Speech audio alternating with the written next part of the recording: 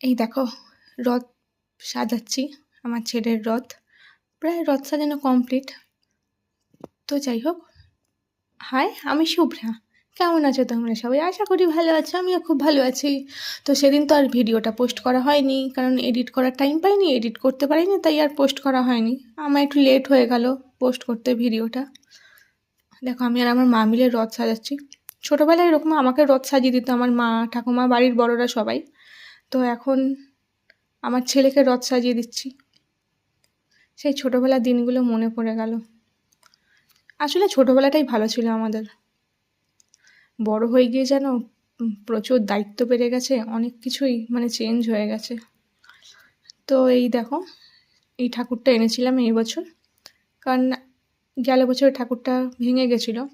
তো এই দেখো, বলতে বলতে বিকাল হয়ে গেছে, আমার ছেলে মা রথ নিয়ে বেরিয়ে পড়েছে। তো সাথে ওই দেখো আমার ছেলের একটা বন্ধু, ও রথ নিয়ে চলে এসেছে, এবার রথ টানছে।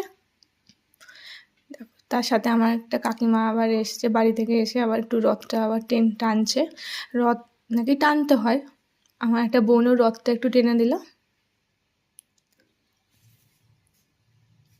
এই দেখো, আমার ছেলেকে দেখো, এতবার বললাম আজকে রথ টান, আজকে সাইকেল নিয়ে বেরোস না, একটা দিনই তো রথ টানবে বলুন, সেটাও শুনছে না, বেরিয়ে গেছে সাইকেল নিয়ে।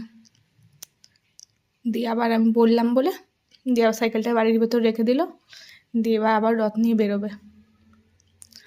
এই দেখুন, আমার বোনটা এখন রথ টানছে। তো যাই হোক, নেক্সট ভিডিওতে দেখা হবে। ভালো থাকবেন, টাটা।